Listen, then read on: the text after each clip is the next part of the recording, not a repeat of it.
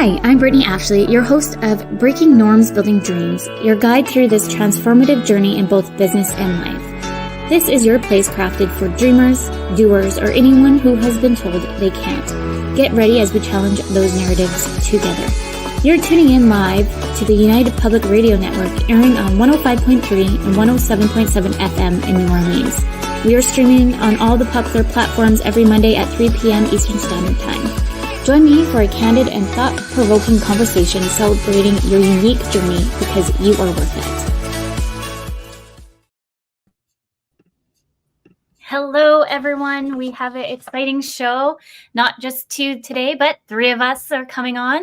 Breaking Norms, Building Dreams. I'm your host, Brittney Ashley, and we are broadcasting live on United Public Radio Network and UFO Paranormal Radio Network at 105.3 and 107.7 FM in New Orleans. Get ready to escape the routine and join us for the next hour as we break norms and build dreams.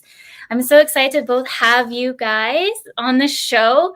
Everyone knows Nadine, but no one knows who Carolyn is. So I'm so excited to dig in deep because today's all about imposter syndrome and self-doubt. Let's just do a quick little introduction, Nadine, on who you are. Nadine is an international and certified coach helping ambitious moms get their mojo back. After they go after more and then the thing that they can't stop thinking about. When Nadine's not powering up moms, she is passionate with other areas and also being at home with her family in Vancouver, Canada. Thank you, Nadine, for coming on the show again. Yeah, it's now having me.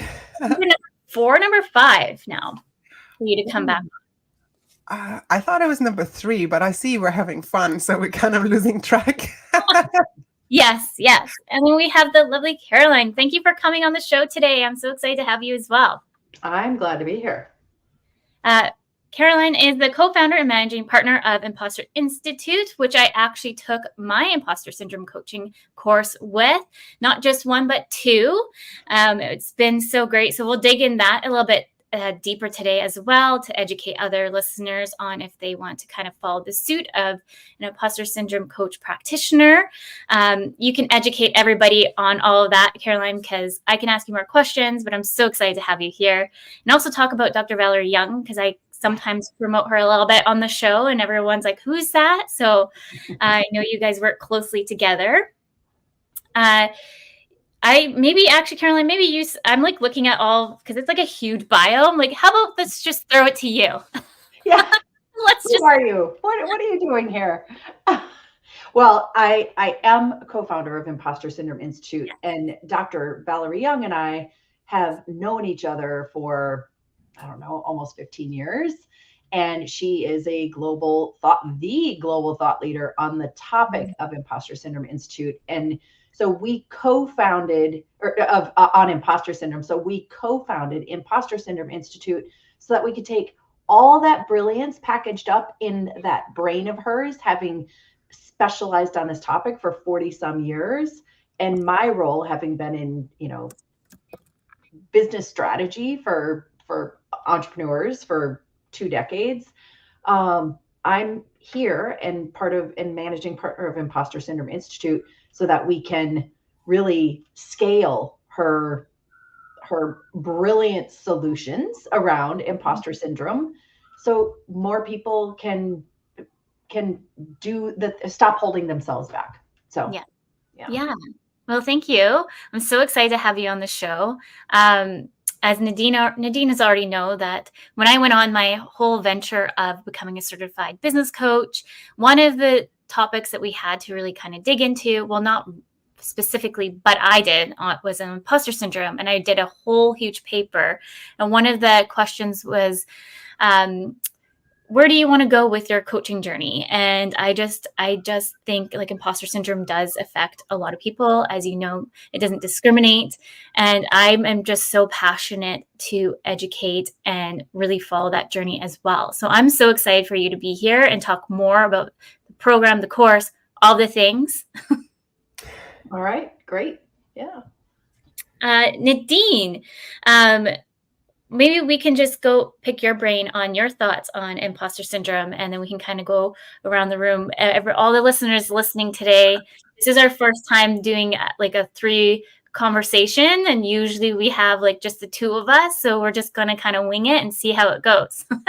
Yeah, I'm like super excited to learn more about it, Carolyn, from your like all the things that you're up to and the courses that you're offering as well. I've personally come across imposter syndrome quite a couple of years ago too, and it's part of my regular coaching with moms as well, especially when they've been home for a bit, or and then re-entering the workforce, or they're venturing into something new and like following that, that giddiness, like, oh yeah, what if there's more? What if I do this? And kind of defy expectations and what they think they should be doing, but kind of, leaning into that, outside that comfort zone a bit more. And automatically it's like, oh, but hang on, maybe I should be staying back here. Or what if I, what would others be thinking if I do this? So it's coming up quite pretty often when I'm talking with my clients, but also for myself, it's been a constant. I don't want to say companion. That's the word that just came to my head, because I don't. It's not something that I necessarily invite along on my journey. But just before we came on air, I just shared that obviously I'm living in Canada now, but this is my 6th country. I've been living in lots of different countries before and done lots of different roles. Some of them, most of them I was actually really, really passionate about, but I didn't necessarily always have the formal training when I started off. There was always something like learning on the job, or like taking the training in parallel to doing those jobs. So I was a leader in an international software company. I would not call myself a techie person. I was a host on a massive sailing boat just off the Spanish on a Spanish island. I've started my first business here in Canada in the first year I've immigrated. There was plenty of opportunity for self-doubt to set in, and anxiety and imposter syndrome, and plenty of opportunity to learn for myself from that, and to overcome those limiting thoughts and beliefs, and the self-doubt when that set in. And one of the things that I came across earlier on was, we'll share about resources later. I know, Carolyn, you probably have lots as well, so we can like share in there too. But yeah, for me, it's my journey with imposter syndrome. I kind of feel like it's always going to be there. I don't think that's necessarily, at least for me, something I can get rid of completely. But it's something that occasionally shows up. And then I'm like, depending on where I'm at, it's like, oh, just go away. I don't have time for you. Just, it's not practical right now. Get away. Or I'm a bit more, I have to dig a bit deeper. And I know we're probably going to go into some strategies later on as well on how to do that, how I'm overcoming it. And I'd love to hear your strategies later too. But I always think, there's something you can do about it. It's not something I necessarily myself want to wallow in. There's always like, okay, no, get out of here. I don't want to waste time on this, because I've got stuff to do. I want the world to run better. I want to help moms. And by being in that type of mindset for too long, it doesn't serve me nor my clients and the people around me in my community. So that's my student experience with imposter syndrome and self-doubt. I love hearing that. And, what strikes me, Nadine, when I hear you talk about your background and all the countries you've lived in and all the different things, I mean, you've kept going. I mean, there is a difference between low self-esteem, self-doubt, and imposter syndrome. So, Brittney, what do you think about, should we just do a quick little definition, or the differences, like the kind of the distinctions between those? Yes, I was actually going to say, maybe we should define what imposter syndrome is, because not very many people might know what that is, and self-doubt and all that, and also what is coaching and what is not coaching. I think we should maybe have opened up with that a little bit, but you know what? Let's do it now. Let's do it. Well, who wants to define coaching and who wants to define imposter syndrome? And then I'll go into distinctions. Yeah. So overall coaching, just anyone listening, is just really looking into the future, going to the present, versus like if you're going to a counselor, they're going to be looking a little bit more, digging a little bit deeper in the root of the causes and asking more curious questions in the past that may be rooted into the present. Versus when you're working with a life coach or business coach, we're really kind of going forward with you towards your goals and setting measurable goals to really make sure that those are actionable for you. Mm-hmm. And we can't diagnose or anything like that as a coach. That's really like a therapist or like counselors, right? That they can actually do that. We are not certified by any means to do any of those. Mm-hmm. Yeah, that's a great definition of coaching. And actually, I haven't even, for as long as I've been in the coaching world, over 20 years, I've never really heard it described that way, which I love. So Yeah. that's one of the beauties of you, Brittney. So, imposter syndrome is a belief shared by millions of people around the world, both, those who identify as male, those who identify as female, that they're not as talented or intelligent or capable or qualified as everybody else thinks they are. And the fascinating thing about imposter syndrome is these feelings exist despite evidence of success and accomplishments, the degree, the diploma, the awards, very practically the LinkedIn recommendations and the promotions and the raises. Like, those are very practical things. But there's also a paradox of success and imposter syndrome, because and this is, Nadine, goes back to you. You're a great example of, you just keep moving and changing what you're doing and moving and changing what you're doing. And as you continue to ascend that ladder of success, some people have the impression that should just go away. Those feelings of self-doubt should go away.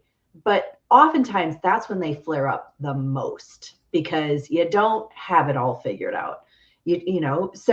But there's also a distinction that I want to add. Self-doubt is normal for all of us. Like, I have my bouts with self-doubt, but it doesn't mean it's imposter syndrome. So if I take defining imposter syndrome just one step further, it has 3 components. And the first is this false belief that you somehow managed to fool other people into thinking you're more talented or intelligent or competent or capable than you really are. So that's one component. A second component is the belief exists despite this evidence of your past accomplishments. We touched on that. And those first two result in the third component, which is you have a fear of being found out. So that's where the imposterism shows up. And it's those 3 components that really help people to define, is this what I'm going through or not? Yeah. And I think, like, when I joined the course too, I was always kind of like, I thought I knew what imposter syndrome was because I did all the research, all the things.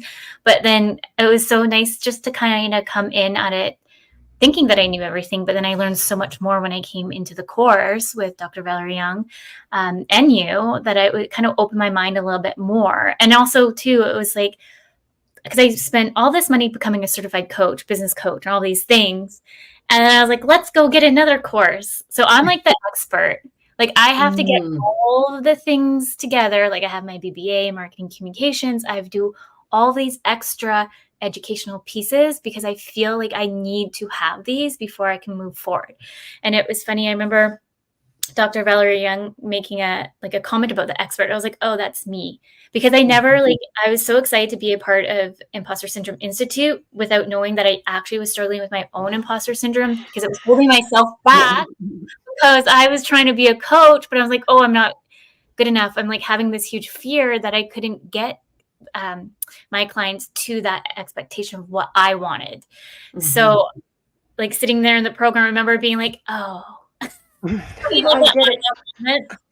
Yeah. And for listeners, one of the things that Dr. Young, what's really notable about her work is that she was the first to make the connection between imposter syndrome and people's distorted definition of what competence is.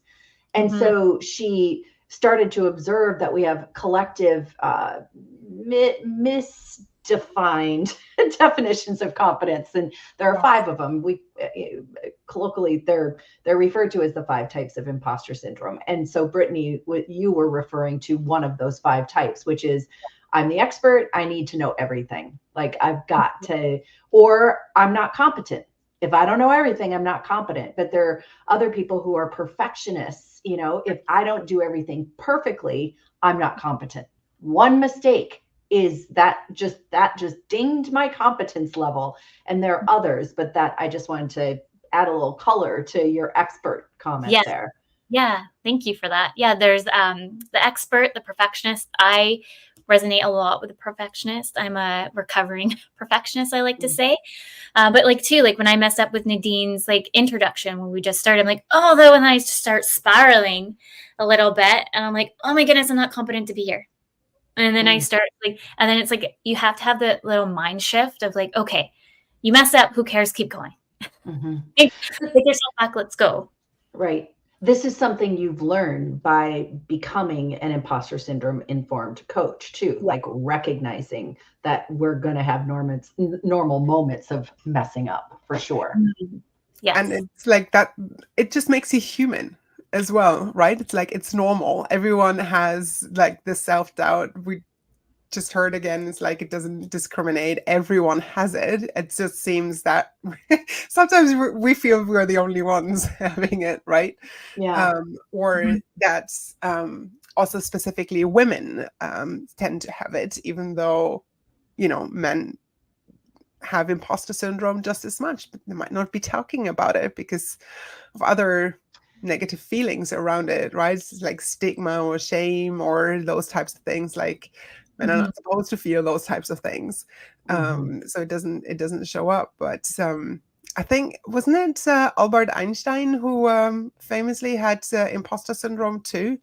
I think he was mentioned in some of his letters in communication, and he was suffering from it too. And it's like, you know, it shows even like to what you said, what you talked about earlier, that it's the higher you get in your accomplishments, the more it can actually show up as well.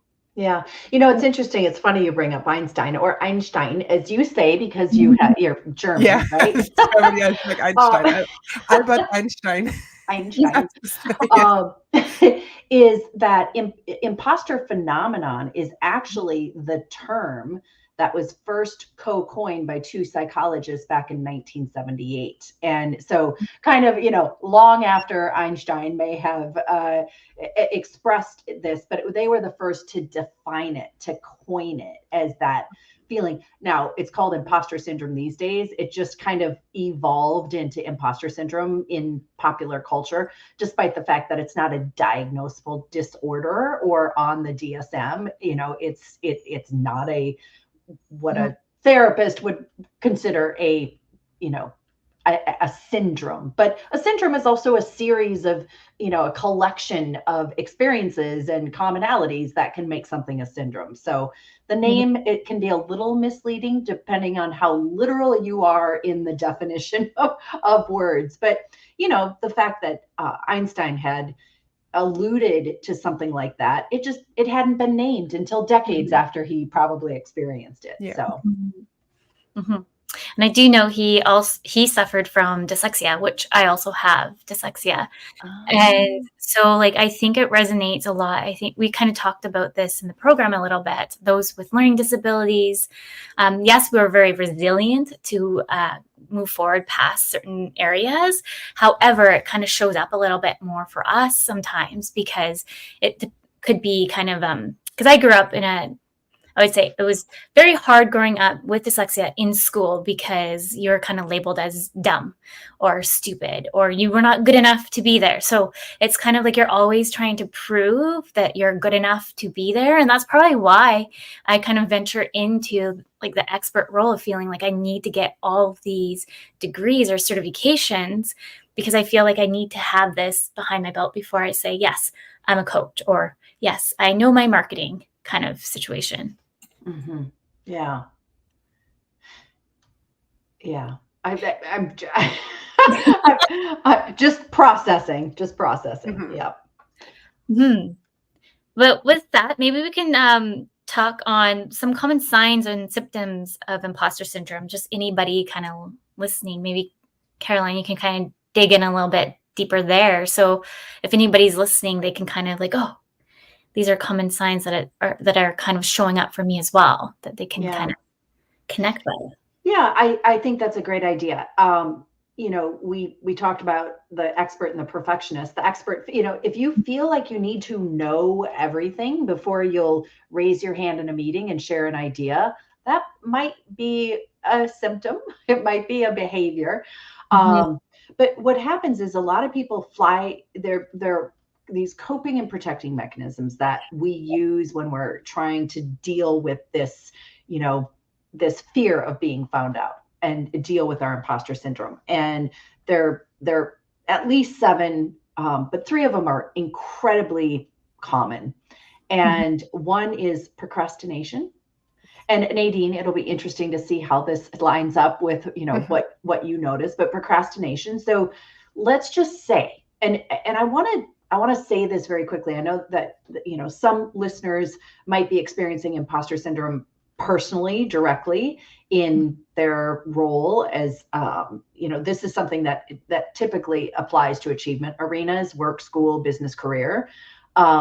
So someone might be listening and saying, yeah, I absolutely can identify this. And the other thing I want to mention is we don't recommend diagnosing people. So, I wouldn't, if I'm in a conversation with my neighbor, for example, who is a managing partner at a large, management consulting firm, if she says something, I probably wouldn't say, oh, that's imposter syndrome you have. So we're more about helping people self-identify and helping coaches, the people who support people with experience, helping them, and this is what Brittney's experienced with us, helping them find a way to, in a direction to take the conversation and have tools to deal with it. So the examples I'm using here today are not any kind of diagnosing you. It's just saying, here's some behaviors you might notice. So if you're procrastinating, it might be like Brittney, in your case, you say you're an expert. If you procrastinate, it might be because you're like, oh, I don't really want to put out this report because I don't know everything and I don't want to be judged. And if I'm not competent enough to know everything, then I'm going to put off writing this report, or I'm going to put off doing this thing. So procrastination is a way that you might cope with those feelings of being that imposter type. I'm like going through that right now as you're saying that. I'm like creating an SO. I'm supposed to be presenting in front of like a whole bunch of different agency owners, all of these like people who want to grow agencies. And I've been asked to come in and talk about SOPs. And I know SOPs. I know what to do. I know all the things and ins and outs of all the things because I can get thrown into a conversation and guide you. But now they want me to come present. I was like, and it's supposed to be on Wednesday. I'm like, I haven't put a PowerPoint together. I'm like procrastinating because I'm like, maybe they'll forget about me. And I'll have to do it. Yeah. Let's see how that works out for you with them helping to forget them. Yeah. But then the other thing for me is that I am a perfectionist and I don't want to go there without being prepared and over prepare myself. It's like I don't know. I'm like a mix. It's actually a perfect example because this is like the exact opposite of procrastination, right? Some people behave by overworking and over preparing because they don't want to be perceived as, not as capable or less capable than they really are. So they put in more effort than necessary, and that can lead to burnout. So, you're looking at 2 opposite ends of the spectrum there, which is quite interesting. Nadine, what do you notice with your clients? I'm curious. It's like, first of all, it's super, super interesting. I know these kind of terms, they show up pretty often with my clients as well, but I've never heard them in the connection with imposter syndrome. So that's really interesting. Yes, to like the procrastination part, could come up, but it's mainly the perfectionism that comes through and people pleasing. So I wonder if one of those things that you have on imposter syndrome is also shows up as people pleasing. Usually as mothers, it's not kind of, we're societally like through society trains, like we're taking care of everyone else's needs 24/7.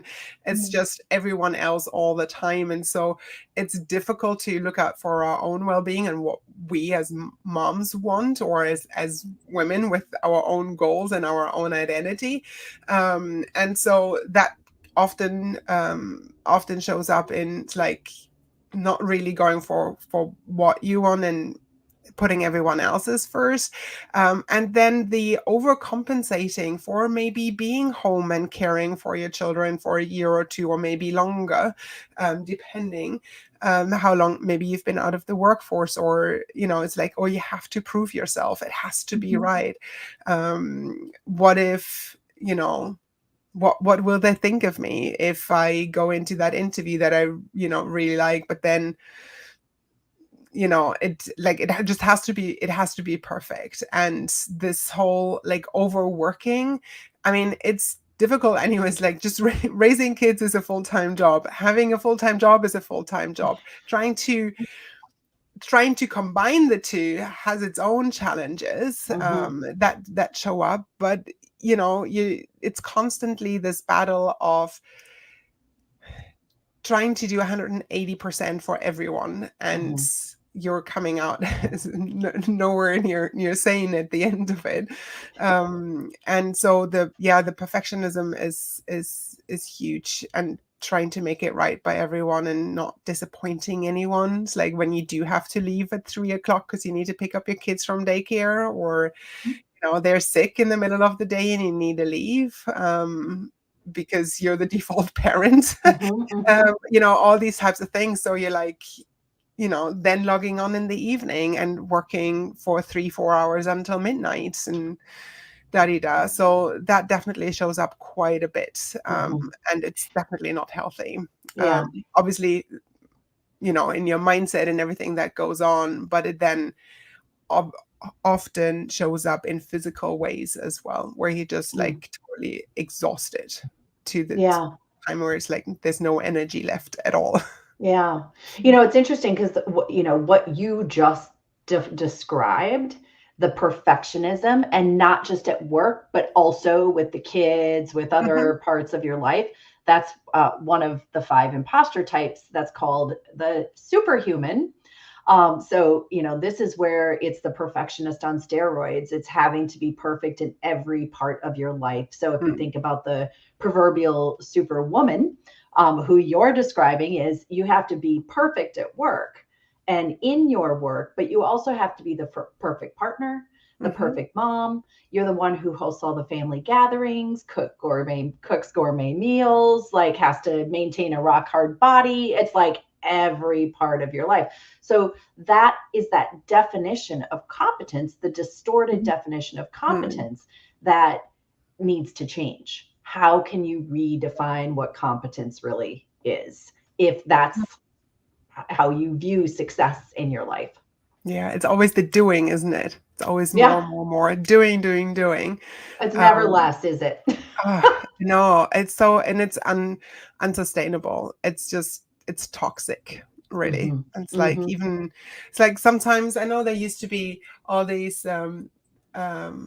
phrases out, and you see it on social media. Oh, see, she's like a superhuman or super mom, and but actually, it's like, you don't see behind the scenes. You don't know what's going on, and just like by labeling someone that super mom or superhuman, it can be creating quite a toxic type of expectations as well, because then you're like comparing yourself. Oh, well, she's doing all these things, and you never quite know what's going on, and then that goes into your own cycle of being more of a perfectionist or that superhuman, right? It's interesting because what's happened, and Brittney, I'm sure we talked about this during your imposter syndrome informed coach training, but what's happened is there's been like this rebranding of what imposter syndrome is. Mhm. And this, there's so much attention to this topic on social media and books and,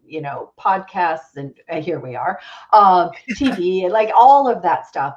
And there's been a big shift. So imposter syndrome was defined in 1978, is now 2024. So here we are 40 some years later. And in more recent years, and this is Dr. Young, my co-founder's observation, is that it's being rebranded as a positive. It's being rebranded as imposter syndrome is your superpower. And she correlates that to when men started entering the conversation and having their words about it. But in this interpretation, imposter feelings are no longer something that undermine our ability to, undermine our ability to accept or internalize our success. Instead, it's a badge of honor.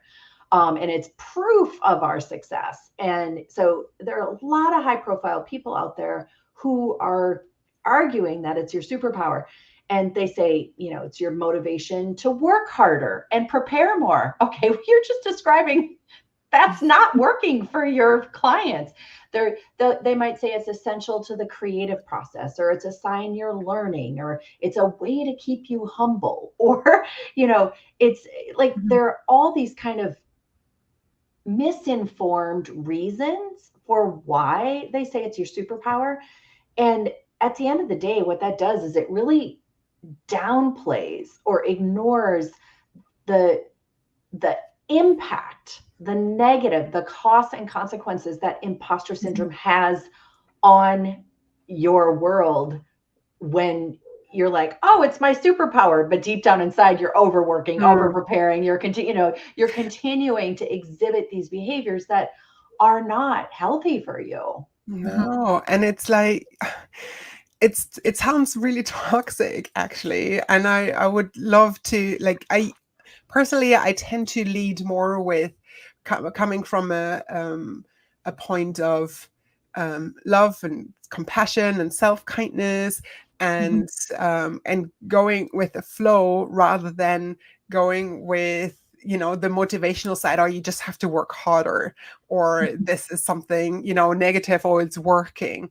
I was like, why does it have to be difficult? Why do we have to use negative kind of motivation techniques to get us going? Why can't we just switch to something that's a lot more compassionate and kinder to ourselves, right? It's like, oh, you couldn't get this done. It was like, maybe you just work harder. Well, what if you see it as a learning opportunity and you'll tweak a few things and then you'll try again?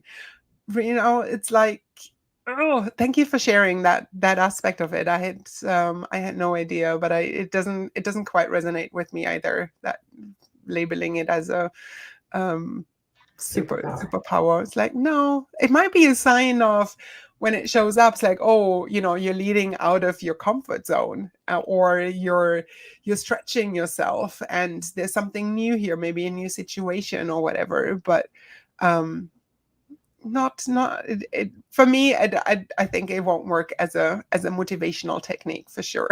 That's not how I want to lead either. It's not in my values.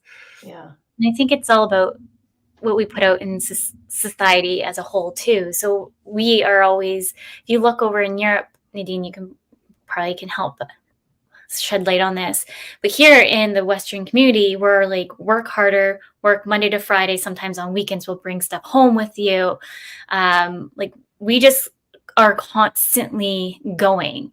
And to take that step back, sometimes we feel guilty to take that step back and giving ourselves grace. But I've said this a few times on the show that we as moms or parents or whoever, we have to take a step back and try to give ourselves more grace and not compare so much. And I think we do live in a world of constantly comparing each other, not just, in business as entrepreneurs, but even if you're in a 9-to-5 and you're constantly looking at somebody, oh, they have this role, they have this title. So it's just kind of taking a step back and trying to bring something positive to your mindset. So you're not constantly comparing, but you're trying to maybe elevate who you want to be in the end result, because we're all worthy of accomplishing what we want to accomplish. But when we start going down this compare cycle, we kind of lose sight, I think, a little bit, and then we forget where we want to go. Mm-hmm. Well, and to add to that too, the overworking and over preparing and like just getting yourself to that, it works, because what it does is it gets you the promotions, it gets you the attention, it gets you the kudos, it gets you the raises, but it's not sustainable. Nadine, you said that it's just not sustainable.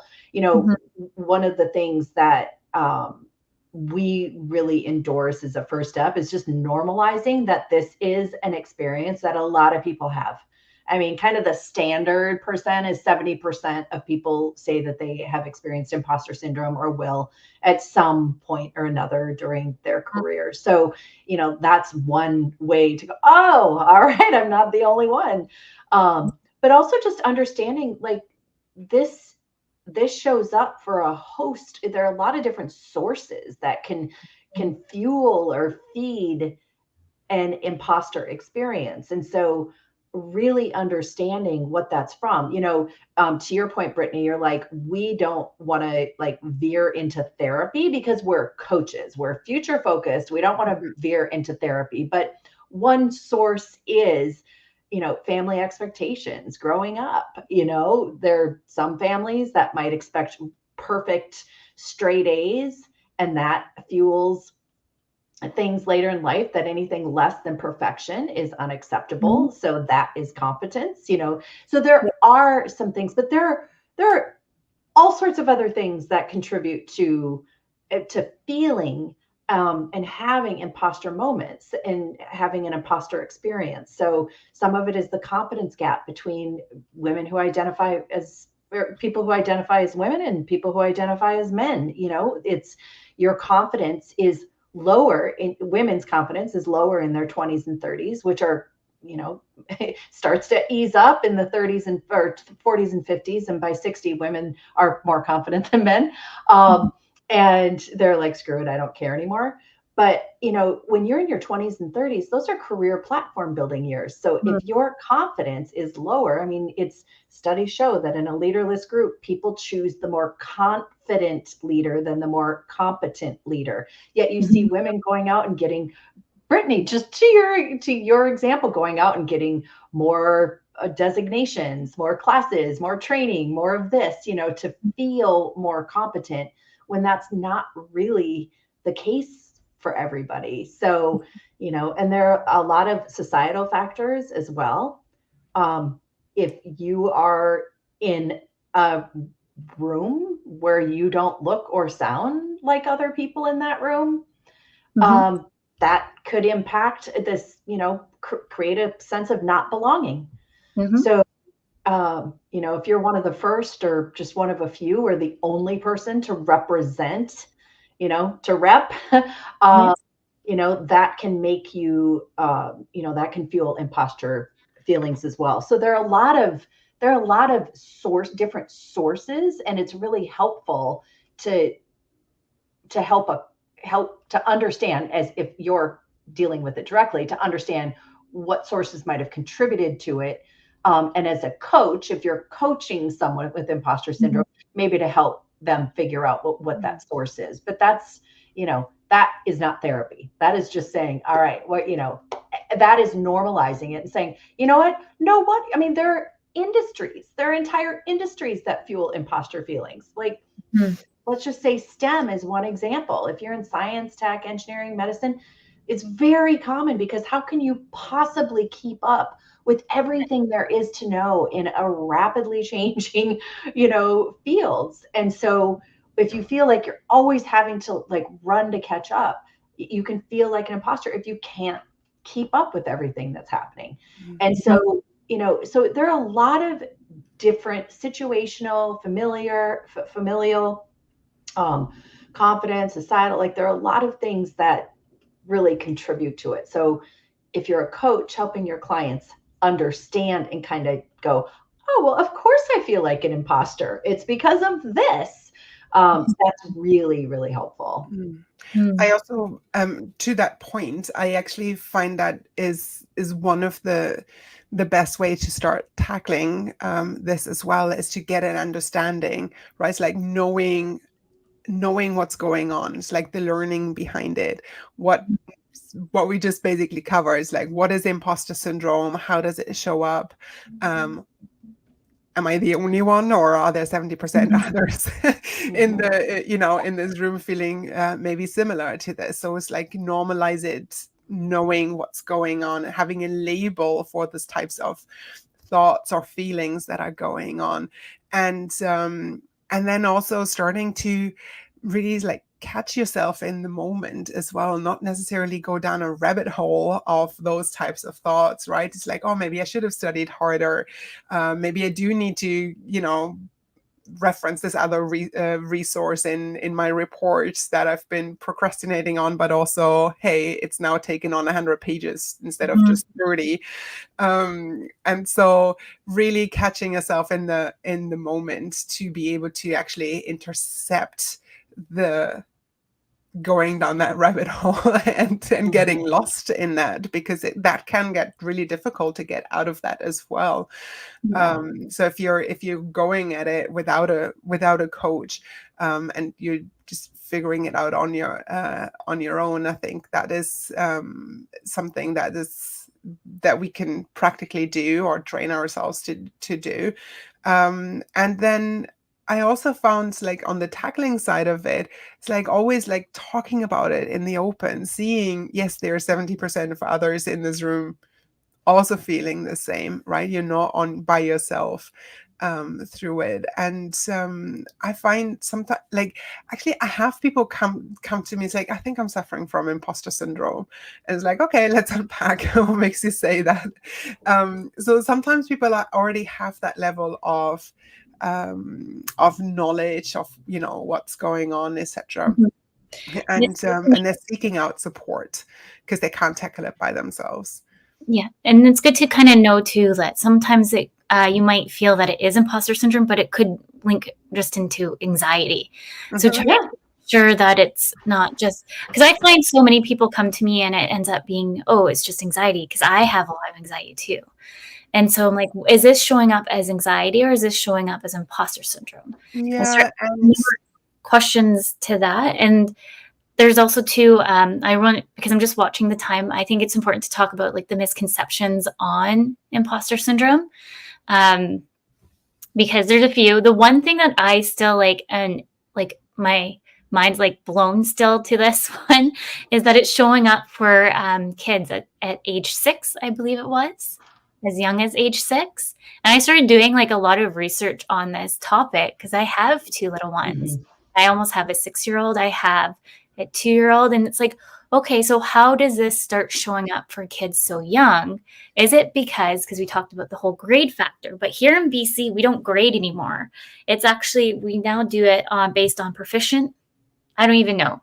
I just think it's really weird because I'm like, now we're setting you up, I feel like, to fail more, because now we took away the grades and now we're giving you this 3-line area. But then when you go to high school, then we go back to the grades again.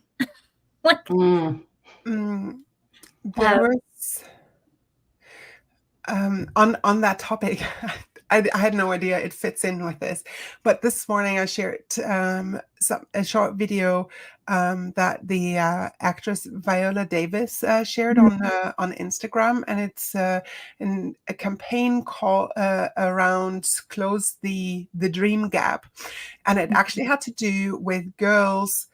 That girls by the age of 5 no longer believe to the same level as boys that they can be presidents, that they can be surgeons, that they can be going to space, those types of things. And then there's a next level to that by the time they're 7.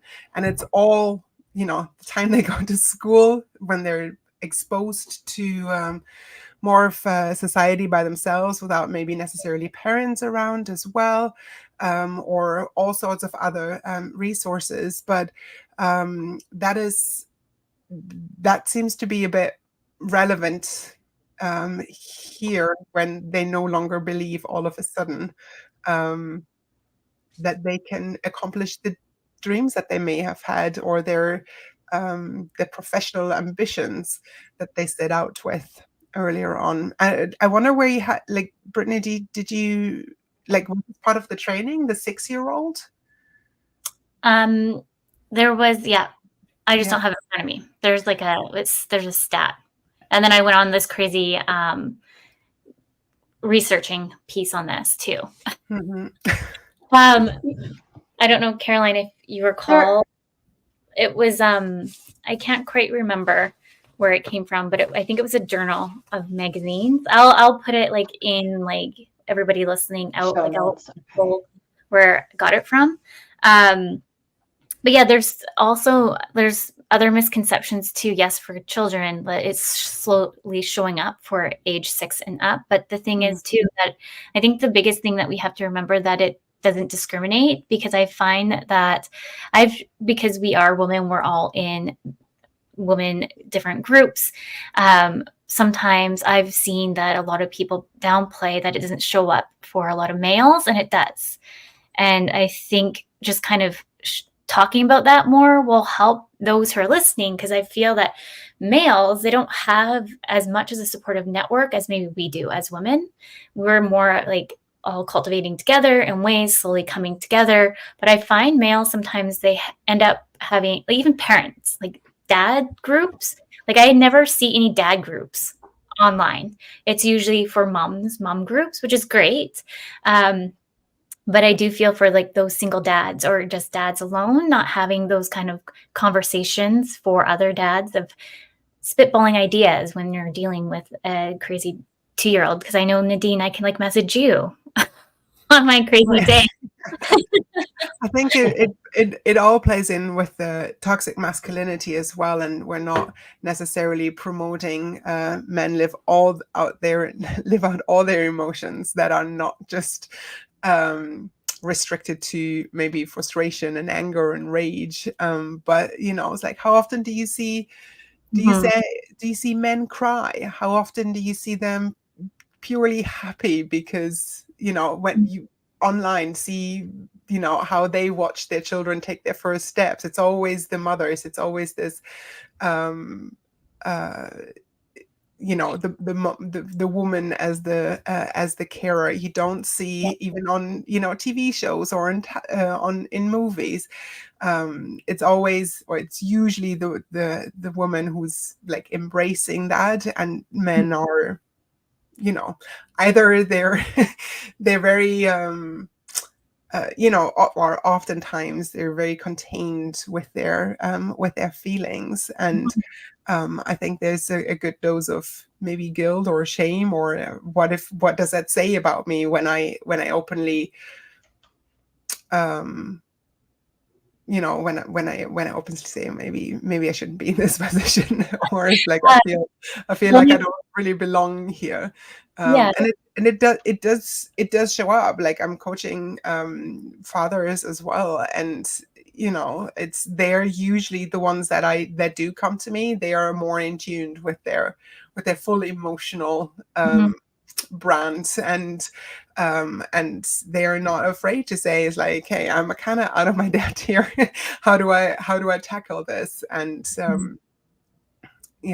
it's, I think there's a bigger thing here of men talking about all their feelings in a constructive way, including imposter syndrome. Like, last year, November, I went to a networking, it's called Uplift. And like, the number one thing that everyone kept talking about was imposter syndrome. All the speakers kept saying about imposter syndrome. But I do think that they were kind of mixing the two together for limiting beliefs. But swinging back to why I'm kind of brought up, just kind of shedding lights for males, that yes, it does affect imposter syndrome, is because I do have a son. So it's like, how can I educate myself as a mom to a little boy to know, okay, that let's just have that kind of open, speaking, safe plays, so we can kind of cultivate what their generation is going to look like next. Because the one thing that we were saying at Uplift, it could have been nice, because yes, it was all for women empowerment, everyone come together, let's talk about how we build our businesses. But we could have also extended the platform saying, hey, to any of the male friends, do you want to come with us and come learn what we've also experienced? And there was at least 300 women and 5 males that came. Wow. This. And I think if we maybe extended that little, come on, like it is open to you as well, they can also learn too what we're experiencing behind the scenes of, like, I know for me, I feel like sometimes I don't like having discover calls with males because I'm like, oh, I feel like I'm not worthy of being on this same platform as you, because I know you're coming from tech, where I used to come from tech. So it's like that kind of level, right? So well, I want to add something here. You know, with imposter syndrome, a lot of research comes out of academia, and they found that Asian American men have the highest rates of imposter syndrome. And some of that is family messaging, because Asian families value collectivism and, you know, not bringing shame to your family. So, you know, there are a lot of men at the highest reaches of corporate America running companies who experience imposter syndrome.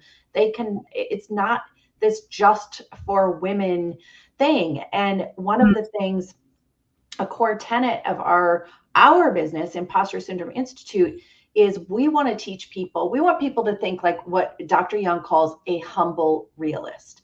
And a humble realist, so when we talk about their, you know, 70% of people experience imposter syndrome, you know, you start thinking, well, what about these other 30%? Well, some of that 30% are really just what, you know, they're arrogant jerks, basically. Like, you know, a little bit of the Dunning-Kruger effect.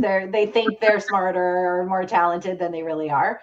So we're not talking about them. We're not talking about the person who needs to be the smartest guy in the room. But what about these other people who are just genuine, like they're genuinely humble. They, you know, but they don't experience imposter syndrome. And the only difference, we call them humble realists. And the only difference between a humble realist and someone who experiences imposter syndrome is that in the same situation where I might choose or feel like an imposter, a humble realist they don't have that same experience. They recognize that their skills and their talents, you know, they take a healthy pride in their achievements. But they also have a healthy understanding of their limitations, which also brings it back to how do you parent your kids? So if you can parent your kids and raise them as humble realists, let's hope that that takes one of the sources away from them having an imposter syndrome later in life. I like that. Good tip. Thanks, Sue, for sharing that. I love that. I'm just thinking, I'm looking at the time here. There's so many other questions I could have, but maybe, Carolyn, you can talk more about the program, Imposter Syndrome Institute. I've been at the 2 levels. The first one, I think I was the second cohort. And then I came in. Tell us more. Well, everyone's listening. Yeah. Well, this is really for the coaches who are listening, or those of you who have a coach and you want your coach to help you through this. So we have a program that we run twice a year called the Imposter Syndrome Informed Coach. And really, this is just putting coaches in a position to elevate their game, because there is so much information. Like if someone tells you it's your superpower, but it just motivates you to work harder, but you're already working hard. Is that really the best advice? Like, you know, there are a lot of things coaches can do to extend someone's imposter experience rather than get rid of it. And so we are really out to help elevate the conversation and give coaches more confidence around the topic and really understand the nuances of this very multifaceted situation. And so we run a 4-week training that really puts you in a position of learning a framework So once you recognize it, or once your client brings it to you, here's a framework for how you can have the conversation without saying, Nadine, you've got imposter syndrome. Here's what you need to do. Or giving you a pep talk, and saying, it's okay. You're really smart. Think of all the things you've done. That does not move the needle. So we provide the framework so that you know how to have the conversation, and then a toolkit with incredibly practical, easy to use tools. And, Brittney, you can speak firsthand to that. So I was just going to say, I just used some of the tools recently and I love it. It's just kind of, as a coach, you're so nervous as it is to be a coach because you just want your clients to succeed greatly. And so having those tools next to you just helps you feel a little bit more confident. And just, it really helps you elevate your service as well. So I can't recommend Impostor Syndrome Institute highly enough. I think I tell Nadine all the time how much I enjoyed the program, both of them, not just the one, but both of them.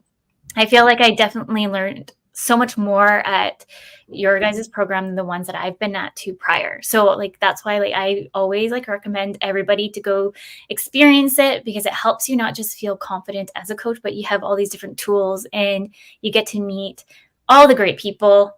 I love the collaboration piece of working with other coaches too around the world and having that kind of one-on-one experience with them, and you learn from them. It's just great. I can't say enough great things. Yeah. We're really proud of the program, and we have gotten just the most amazing feedback from coaches who are like, I have taken so many other programs about imposter syndrome, but they feed into the kind of the mistakes instead of real, tangible solutions. So, so, I mean, I think we've got a link scrolling through here for your listeners. If they go to impostersyndrome.com/BNBD, what is it? Breaking Norms, Building Dreams. Then you can get on a wait list for when we announce it and save some money. Thanks to Brittney. Yeah. I put it in the chat for everybody in the comments, and then it's just scrolling through right now. If anyone's watching on YouTube, LinkedIn, Facebook, put that in the URL and you'll get directed right to where you need to be. Is there any last? I'm just looking at the time because we're almost at 1. It's always exciting when it's already we're having so much fun here, and then it's 1 o'clock almost here. Time is flying by. Any final thoughts, Nadine? Oh, well, I loved our conversation. Thank you everyone for tuning in and listening into the very end as well. Just check out the resources, everything that's going at the bottom of the screen there. I can't wait to dive in as well. Carolyn, it's been wonderful meeting you and learning so much from you as well. There's been a wonderful conversation, and everyone who's listening in and can just somewhat identify with what's going on is I hope there's been an insightful conversation, and hopefully you can use the knowledge that we shared and the examples and tips to move the needle a bit for you. Well, thank you everyone for tuning in the show. Thank you, Nadine and Carolyn, for coming in. Everybody in the chat room, and a big thank you to the United Public Radio Network and the UFO Paranormal Radio Network. And next week we welcome Jane, and we're talking about feminine power, motherhood, pleasure, and self-worth. So with that, until next week, remember your journey is unique and your worth is unquestionable. Thank you, everybody.